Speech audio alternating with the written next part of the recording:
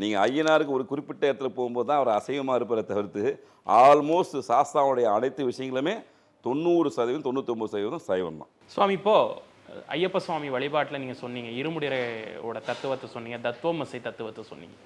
இந்த விரதம் அதை நம்ம பார்க்கணும். 48 நாட்கள் 41 நாட்கள். மோஸ்ட் ஆஃப் த மக்கள் வந்து 41 நாள் விரதம் இருக்காங்க. ஏன்னா மலையாள அவங்க பண்பாடு 41 நாள், மரபுப்படி 41 நாள்ங்கிறது ஒரு மண்டலம். அப்படிங்கிறப்ப இந்த 41 நாள் விரதம், இந்த விரதம் என்ன ஒரு வாழ்க்கையில் என்ன மாற்றத்தை? ஐயா, நம்மளுக்கு பொதுவாகவே நம்ம கலாச்சாரம் பண்பாடும் இறைவன் ஆன்மீகன்னாவே மனிதனை ஒழுக்கப்படுத்துகிற விஷயத்து தான் இருக்கும். எல்லாத்துலேயுமே ஒரு துளசி தீர்த்தம் சாப்பிட்றதா இருக்கட்டும், ஒரு தலையில் கிரீடம் வைக்கிற விஷயமா இருக்கட்டும், ஒரு விபூதி பூசுகிற விஷயமா இருக்கட்டும், ஒரு ருத்ராட்சம் போடுற விஷயமா இருக்கட்டும், அனைத்துக்குமே அறிவியலும் ஆன்மீகம் சம்மந்தப்படும். இப்போ பொதுவாக விபூதியாக வைக்கிறோம், அது சாம்பல்.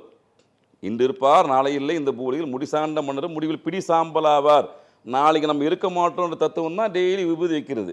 Naga double roasted rava and Naga கடலை மாவு.